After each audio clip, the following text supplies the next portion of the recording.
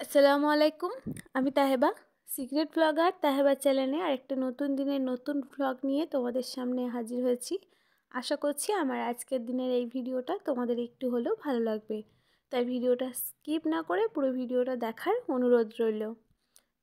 তো এখন ইউটিউব খুললে এখন যেটা সবথেকে বেশি ট্রেন্ডিংয়ে চলছে রোজার প্রস্তুতি। তো আমি যখন 1-1.5 মাস আগে থেকেই এই 2025 সালের রমজান প্রিপারেশানটা দেখেছি, আমার না তখন থেকেই একটুখানি হলেও মনে হয়েছিল যে কেননা এবছর আমি যদি একটু রোজার প্রিপারেশান আগে থেকে করে রাখি। তো যেহেতু আমরা নিম্ন মধ্যবিত্ত ফ্যামিলি থেকে বিলং করি, ওই 1-1.5 মাস আগে থেকে রোজার জিনিসপত্র কিনে রেখে সেগুলোকে ফ্রোজেন করাটা না একদমই সম্ভব নয়।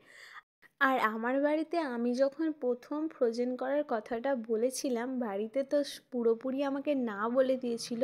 কারণ বলেছিল যে বাড়িতে ফ্রিজে অতদিন ধরে সব কিছু তৈরি করে রেখে সেই জিনিসটা খাওয়া কিন্তু একদমই ভালো না।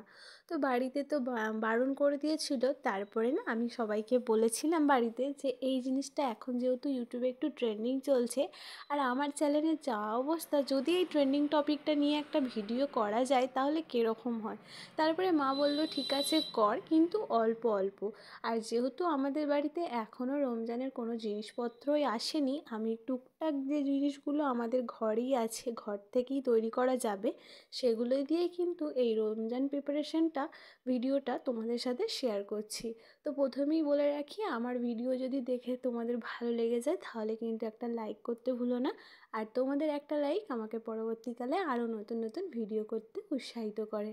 তোমরা যারা আমার চ্যানেলে নতুন, চাইলে কিন্তু আমার চ্যানেলটা সাবস্ক্রাইব করে আমার পাশেই থেকে যেতে পারো। আর যারা এই কাজটা অলরেডি করে দিয়েছো তাদের ঘরে কিন্তু অসংখ্য অসংখ্য ধন্যবাদ।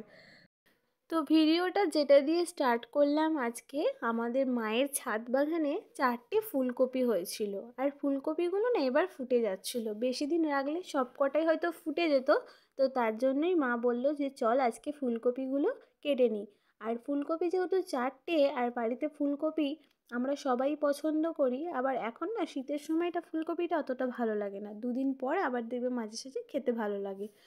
আর তার জন্যই আজকে ফুলকপিটা দিয়েই ফ্রোজেন করা শুরু করলাম। তো ভাবলাম এই ফুলকপিগুলোকে না ছোটো ছোটো কেটে আর একটুখানি মানে হালকা গরম জল ফুটিয়ে নুন ভিনিগার দিয়ে যদি ডিপ ফ্রিজে ভরে রাখা যায় তাহলে কিন্তু অনেক দিন যাবে। আর দেখবে রোজা পড়তে পড়তে একটু যেহেতু আমাদের তেলে ভাজাটা খাওয়া বেশি হয়, তার জন্যই আমি ভাবলাম তাহলে এগুলোকে একটু ছোটো ছোটো করে কেটে রাখি, মাঝে সাঝে কিন্তু ফুলকপির পকোড়া টোকোড়া সন্ধ্যেবেলার জন্য ইফতারে ভালোই লাগবে। আর আজকে যেহেতু এই ফ্রোজেন বা রোজার প্রস্তুতির ভিডিও শ্যুট করব, তার জন্য না আজকে আর ঘরের টুকটাক কাজগুলো তোমাদের সাথে খুব একটা শেয়ার করিনি, করেছি খুব কম।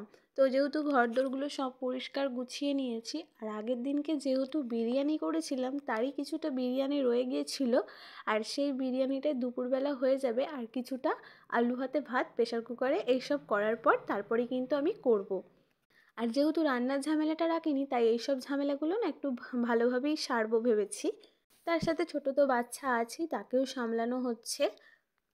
আর এই যে দেখো ফুলকপিগুলো ওই 5 থেকে 7 মিনিট মতন না একটু গরম মানে জলটা ফুটেছে, তারপরেই ফুলকপিগুলো কেটে দিয়েছিলাম। তারপরে একটু ঠান্ডা জল দিয়ে ভালো করে ধুয়ে জলটা ঝরিয়ে নিয়েছি। আর এখন একটা বড় প্লেটের মধ্যে দিয়ে এগুলোকে একটুখানি রোদে রেখে দেবো, যাতে ওই জলটা এক্সট্রা জলটা যেন শুকিয়ে যায়। তোমাদের রোজার প্রস্তুতি কত দূর আমাকে কিন্তু কমেন্ট করে জানিও। আর আমি এই না ফার্স্ট টাইম কিন্তু রোজার প্রিপারেশন বা ফ্রোজেন খাবার দাবার কিন্তু এবছর বানাচ্ছি। এই যে ফুলকপিগুলো কিন্তু বড় প্লেটটার মধ্যে চাড়িয়ে দিয়েছি, এখন দিয়ে আসবে একটুখানি রোদ্দুরে। আর এই ফুলকপিগুলো রৌদ্রের মধ্যে দিয়ে এসে বেশ কিছু থালা বাসন সকাল থেকে ছিল, সেগুলি কিন্তু এখন মেজে নেব একটু। আর এই থালা বাসনগুলো মাজতে যতটুকু সময় লাগবে আমি ততটুকুই কিন্তু রোদের মধ্যে দিয়েছি এই ফুলকপিগুলোকে। আর ওই যে দেখো একটা বড় বাউল কিন্তু আমার থালা বাসন মাজা হয়ে গেছে, এখনও এক বেসিন ভর্তি করে থালা বাসনগুলো কিন্তু আছে। রান্নাবান্নার ঝামেলা সেরকম ছিল না, তবুও মানে বাকি যে বাসি যেসব জিনিসগুলো ছিল সেগুলো সব কিন্তু চেঞ্জ করে হাঁড়ি কড়াগুলো মেজে নিয়েছি। যেগুলো অল্প অল্প আছে সব কিন্তু দুপুরবেলা আজকে হয়ে যাবে আমাদের। মাঝে সাঝে এরকম রান্নার ছুটি পেতে কিন্তু ভালোই লাগে। বাকি কিন্তু এক্সট্রা অনেক কাজ কিন্তু আমরা করে ফেলতে পারি এই রান্না যদি না থাকে।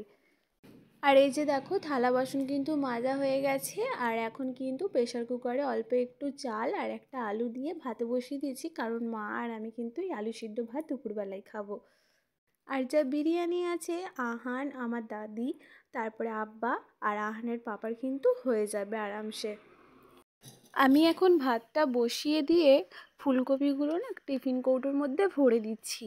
আর আমার কাছে কিন্তু কোনো দামি কন্টেনার নেই, আর যেটুকু আছে আমি চেষ্টা করেছি সেইটুকুই দিয়ে আজকের আমার এই রোজার প্রস্তুতির ভিডিওটা তোমাদের সাথে শেয়ার করতে চাই। কারণ আমি অনেক আপুদের দেখেছি অনেক সুন্দর সুন্দর কন্টেনার, অনেক সুন্দর সুন্দর জিনিসপত্র দিয়ে ভিডিও করে, আর আমি সবসময় চেষ্টা করি আমার কাছে যা আছে আমি তাই দিয়েই তোমাদের মনটা জয় করে নিতে, আর সেগুলোই তোমাদের সাথে শেয়ার করতে বেশি ভালোবাসি। আমি চাই আমি যেরকম তোমরা আমাকে কিন্তু সেইভাবেই চেনো, আর তোমরা সেইভাবেই যেন আমাকে ভালোবাসাটা দিও। কারণ আমি দেখেছি সুন্দর যতটা সুন্দর দেখতে লাগে ততটা সুন্দর কিন্তু সেটা সুন্দর নয়, দূর থেকে মনে হয়। আমরা যেভাবে সাধারণ জীবনযাপন পালন করি, মানে দিন কাটাই, সেইগুলোই তোমাদের সাথে তুলে ধরতে চেষ্টা করি।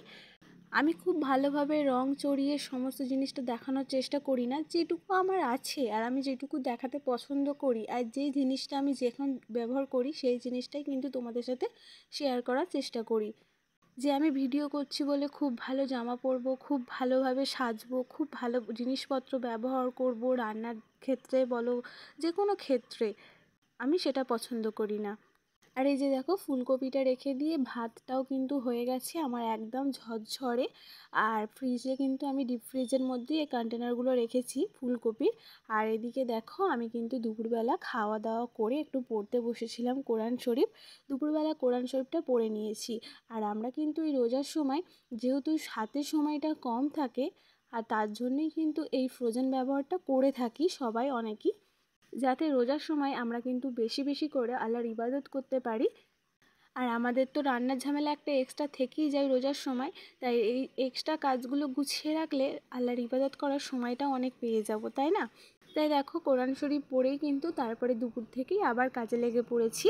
আর আজকে এখন বানাচ্ছি যে স্প্রিং রোল করে তার জন্য যে রুটিটা হয়, তারপরে যে সমোসা করার জন্য যে রুটিটা, সেই রুটিটাই কিন্তু বানাবো। তার জন্যই কিন্তু 1 কাপ মতন ময়দা নিয়েছি, তার সাথে দিয়েছি একটুখানি নুন আর জল দিয়ে না খুব পাতলা একটা ব্যাটার করে নিয়েছি। ব্যাটারটা হয়ে যাবার পর 1 চামচের একটুখানি কম একটুখানি সাদা তেল দিয়ে ব্যাটারটাকে তুলে নিয়েছি, যাতে খুব ভালোভাবে রুটিগুলো কড়াইয়ের গা থেকে উঠে আসে। আর তার সাথে বানিয়ে নিচ্ছি একটু ব্রেড ক্রাম্বস। আর আমাদের এখানে না ব্রেড ক্রাম্বসটা খুব কম পাওয়া যায়, আর বড় বড় দোকানে কিন্তু পাওয়া যায়, আর দাম দিয়েও কিন্তু কিনতে হয়। আর এইসব জিনিসগুলো বাজারে কিনতে গেলে হয়তো অনেকটা দাম নিয়ে নেবে, তার জন্যে কিন্তু আমি বাড়িতেই এই ব্রেড ক্রাম্বসটা বানিয়ে থাকি সব সময়। এর আগে হয়তো তোমাদের সাথে একটা শর্টস ভিডিও আমি শেয়ার করেছিলাম যে বাড়িতেই কীভাবে ব্রেড ক্রাম্বস বানাবে, তো সেই রেসিপিটা তোমরা চাইলে কিন্তু একবার আমার চ্যানেলে গিয়ে দেখে নিতে পারো। আর আজকেও কিন্তু আমি এই ব্রেড ক্রাম্বসটা বানিয়ে নিলাম বাড়িতেই। আর তোমরা যদি এই ব্রেড ক্রাম্বসটা বানাও বাড়িতে, তাহলে কিন্তু দোকানের থেকে এক্সট্রা দাম দিয়ে বা অনেক টাকা দিয়ে ব্রেড ক্রাম্বস কিনে আনার কোনোরই দরকার থাকবে না। আর আমরা কিন্তু রমজান মাসে সবাই বেশিরভাগ স্ন্যাক্সটাই বেশি বানাই, আর এই স্ন্যাক্স বানাতে কিন্তু এই ব্রেড ক্রাম্বসটা খুব প্রয়োজন হয়। তোমরা যদি বাড়িতে বানিয়ে এটাকে ফ্রিজে রেখে দিতে পারো তাহলে কিন্তু এটা বেশ অনেক দিন যায়। আর তোমরা চাইলে অনেকটা বানিয়ে নিতে পারো। আমি এখানে 7টা স্লাইস রুটি দিয়ে কিন্তু এই ব্রেড ক্রাম্বসটা বানিয়েছি। আর ওদিকে ব্রেড ক্রাম্বসটার মধ্যে একটু যেহেতু দোকানের মতন ভাব লাগে, তার জন্য একটু ফুড কালারও ব্যবহার করেছি। তোমরা চাইলে কিন্তু নাও ব্যবহার করতে পারো। ওটাকে ভালোভাবে ব্লেন্ড করে একটু ফুড কালার দিয়ে নিয়েছি, তারপর এটাকে সাইডে রেখে দিয়েছি। আর এখন যে সমোসার জন্য যে রুটিটা বা স্প্রিং রোলের জন্য যে রুটিটা হয় সেটা কিন্তু বানিয়ে নিচ্ছি।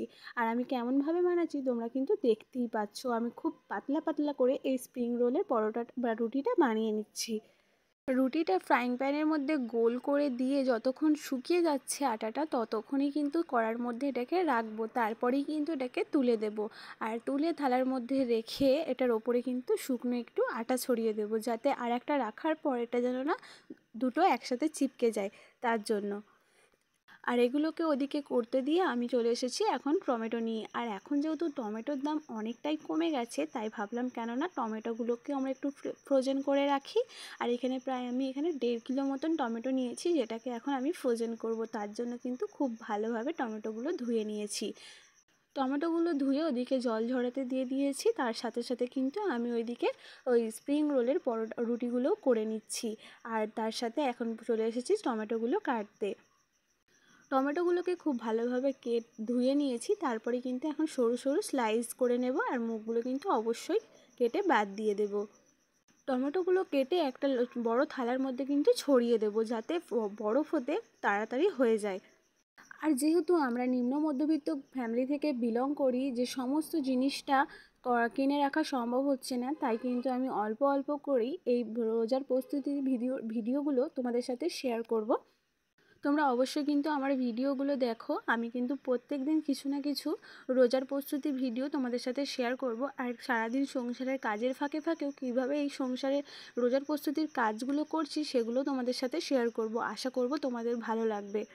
যেমন আজকের সংসারের কাজগুলো খুব বেশি একটা শেয়ার করা হয়নি, কিন্তু পরবর্তীকাল থেকে সংসারের কাজও সমেত রোজার প্রস্তুতির ভিডিও তোমাদের সাথে শেয়ার করব। আর এই ভিডিওটা যেদিনকে শেয়ার করব সেদিনকে হয়তো রোজা আর 5 দিন বাকি থাকবে।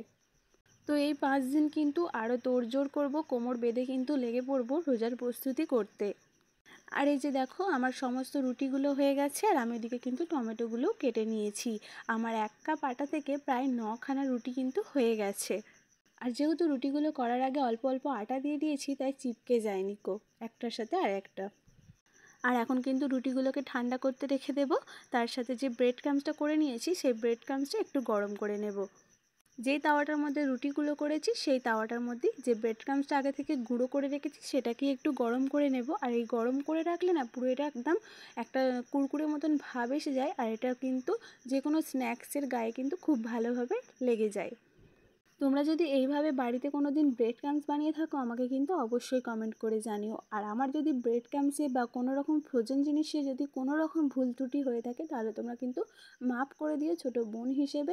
আর যেটা ভুল করেছি সেটা কিন্তু তোমরা কমেন্ট করে অবশ্যই জানিয়ে দিও যে তুমি এই জিনিসটা ভুল করেছো, তাহলে কিন্তু আমি খুব উপকৃত হব। এই যে দেখো গরম তাওয়ার মধ্যে যেহেতু দিয়েছি তাই সঙ্গে সঙ্গে কিন্তু এটা নাড়তে থাকবো, নাহলে তলায় কিন্তু ধরে যেতে পারে। আর এটা ভাজার পরে না মানে হালকা একটু গরম করার পর এর কালারটা আরও দারুণ সুন্দর ফুটে উঠবে। বেশ কিছুক্ষণ নেড়েচেড়ে একটু হাত দিয়ে দেখে নেব যে এটা কুরকুরে মতন হয়েছে কি না, তারপরে কিন্তু এটাকে ঠান্ডা করতে রেখে দেব। আর এই যে দেখো এখন কিন্তু এটাকে বক্সের মধ্যে ভরে নেব। আর এই যে দেখতে পাচ্ছ বক্সের মধ্যে, এটা আমার আগেকার ব্রেড ক্রাম্ব, যেটা আমি ফ্রিজের মধ্যে স্টোর করে রেখেছিলাম। অল্প একটুই ছিল তাই একটু বেশি করেই বানিয়ে নিলাম। আর যেহেতু আমাদের বাড়িতে খুব বেশি একটা তেলে ভাজা খাওয়া হয় না, তো মাঝে সাঝে বানানো হবে, তার জন্য একটু অল্প করে বানালাম। পরবর্তীকালে যদি আবার প্রয়োজন পড়ে তখন কিন্তু আবার বানানো হবে। এমনিতেই জানো গ্রামে থাকি, এই ফ্রোজেন জিনিসটা না সব খুব একটা ভালো চোখে দেখে না, তাই কিন্তু অল্প অল্প করেই ফার্স্টে বানালাম। ওদিকে ব্রেড ক্রাম্বসটা কন্টেনারের মধ্যে ভরে এখন কিন্তু যে স্প্রিং রোলের রুটিগুলো সেগুলো কিন্তু ভরে নেব। স্প্রিং রোলের যে বেসটা সেটাও কিন্তু বানাবো 2-1 দিন বাদ, সেটাও তোমাদের সাথে শেয়ার করব। আশা করব তোমাদের ভালো লাগবে। আর তোমরা যারা এখনও কিন্তু চ্যানেলটা সাবস্ক্রাইব করোনি অবশ্যই কিন্তু চ্যানেলটা সাবস্ক্রাইব করে আমার পাশেই থেকো। আর এই যে দেখো যে বড় কন্টেনারের মধ্যে রুটিগুলো রাখবো সেটার মধ্যে কিন্তু একটু শুকনো আটা ছড়িয়ে দিলাম, তারপরে একটার পর একটা রুটি কিন্তু আমি রেখে দিচ্ছি সাজিয়ে। আর এই কন্টেনারের না একটু টিফিন ঢাকনাটা না একটুখানি ইঁদুরে কেটে দিয়েছে, তাই ওটাকে একটু স্যালোটেপ দিয়ে আঠা দিয়ে আটকে দিয়েছি যাতে না কোনো রকম জল ঢুকে যায়। তারপরেও দেখছি সন্ধেবেলা যেহেতু কারেন্ট ছিল না আমাদের এখানে, একটু জল জল হয়ে গেছিলো, তাই একটা প্লাস্টিক দিয়ে আমি এটাকে ঢাকা দিয়ে রেখে দিয়েছি যাতে জলটা রুটিটার মধ্যে না যায়। তো চলো আজকে ভিডিওটা এইখানেই শেষ করছি। গরিবের রোজার প্রস্তুতি ভিডিও তোমাদের কেমন লাগলো কমেন্ট করে জানাতে ভুলো না। দেখা হচ্ছে তোমাদের সাথে নেক্সট আরেকটা ব্লগে। ততক্ষণ কিন্তু সবাই ভালো থেকো। আর আল্লাহ সবাইকে 30টা রোজার তৌফিক দান করুক, আমিন।